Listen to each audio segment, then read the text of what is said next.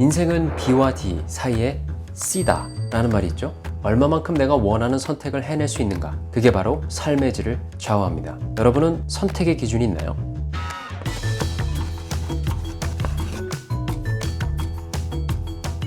반갑습니다. 라이프코치 백충호입니다.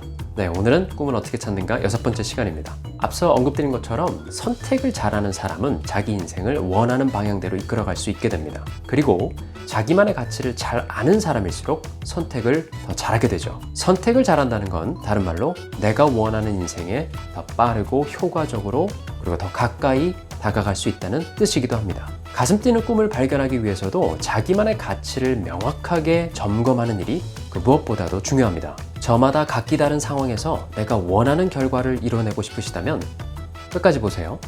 우선 이 가치는요, 사람마다 모두 다릅니다. 지난 시간에 살펴봤던 욕구가 누구나 사람이라면 다 가지고 있는 것이라면 이 가치는요, 어떤 사람에게는 이런 가치가 있을 수도 있지만 어떤 사람에게는 완전히 다른 가치가 있을 수도 있다는 거예요. 그래서 누구나 가지고 있는 게 아니라 사람마다 저마다 다른 가치를 가지고 있을 수 있다, 이렇게 구분하시면 됩니다. 중요한 건 가치에도 우선순위가 있다는 사실이에요. 이 우선순위를 정렬시키는 게 참 중요합니다. 자, 예를 하나 들어볼게요. 어떤 사람이 자율과 신용, 이 두 가치가 있다고 가정을 해보죠. 중요한 미팅이 오후 3시까지입니다.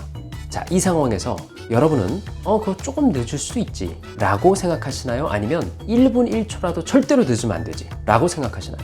만약 상황에 따라서 늦을 수도 있지 라고 생각하신다면 자율 또는 자유와 같은 가치에 더 근접할 것이고 그걸 더 우선순위에 두시겠죠? 반면에 절대로 늦으면 안 된다, 1분 1초도 늦어서는 안 되지 라고 생각하신다면 신용과 같은 가치에 더 큰 우선순위를 둘 가능성이 높습니다.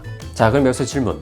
도대체 어떻게 해야 내 가치를 찾아내고 우선순위를 매길 수 있을까요? 지금부터 3가지 방법을 알려드릴 테니까요, 한번 끝까지 들어보세요. 첫 번째 방법은 저널을 통해 과거 선택을 탐색하는 겁니다. 과거에 했던 나만의 선택을 기록하시고 내가 무엇에 의해, 어떤 기준에 의해 그 선택을 하게 되었는지 정보를 모으셔야 돼요. 그리고 그 결과가 어떻게 일어났는지 정리해보세요. 당신이 선택한 그 기준이 아마도 최우선 가치일 확률이 높습니다.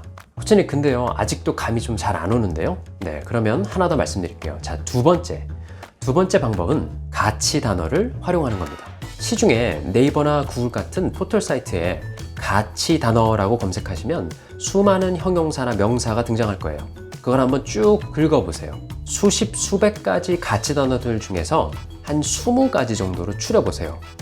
여러분이 정말 중요하게 여기는 단어들이 뭔지를 한 20개 정도 추리신 다음에 그 다음 해야 될 건 다시 10개로 추려내는 겁니다. 자, 그렇게 해서 10개로 추려내면 어떻게 해요? 다시 5개로 압축해보세요. 그리고 마지막으로 이 5개를 1순위부터 5순위까지 순위를 매겨보세요.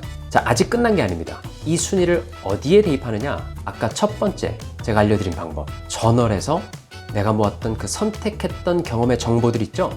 거기에 대입해보는 거예요. 그 사례에 대입해보면 좀 더 확실한 크로스 체킹이 되겠죠?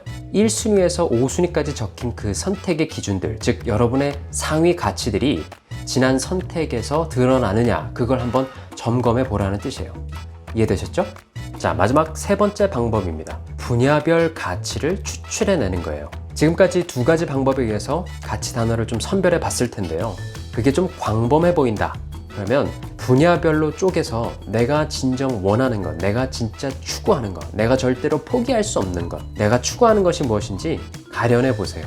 여러분도 아시겠지만 우리 삶 속에는 여러 가지 분야가 있습니다. 그 중에 특별히 직업, 일과 관련된 가치는요, 꼭 한번 우선순위를 매겨보시기를 권장드려요. 이건 취업이 됐든 창업이 됐든 소위 말하는 우리가 먹고 살아가는 데 필요한 굉장히 중요한 기준점을 마련해 줄 거예요. 여기서 직업 가치는요, 이 2가지로 분류해서 생각해 보시는 걸 추천드리는데요. 하나는 일터, 즉 업무 환경 가치와 또 하나는 그 업무 환경에서 일을 했을 때 얻고자 하는 결과, 이 2가지 가치를 같이 고려하셔야 돼요. 정리하면 업무 환경 가치와 업무 결과 가치를 동시에 정리해 봐야 된다는 뜻이에요. 왜냐면요, 업무 환경에 대한 가치가 나와 부합한다고 할지라도 업무 결과에 대한 가치가 부합하지 않으면 그거 진짜 상당한 갈등을 유발합니다. 반대로도 마찬가지고요. 이해되시죠? 조금 더 디테일하게 업무 환경 가치 단어와 업무 결과 가치 단어를 제가 댓글에 남겨드릴 테니까요. 여러분 한번 참고해 보셔서 우선순위를 매겨보세요. 그리고 댓글에 남겨주시면 저도 코멘트 해드리도록 하겠습니다. 아셨죠? 네, 오늘 다뤄본 이 가치 정말 중요하고 가치 있는 내용입니다. 꼭 한번 우선순위를 나열해 보시고 매겨보세요. 여러분만의 가치가 정립되는 순간 올 한 해는 조금 더 가치 있는 한 해가 될 겁니다.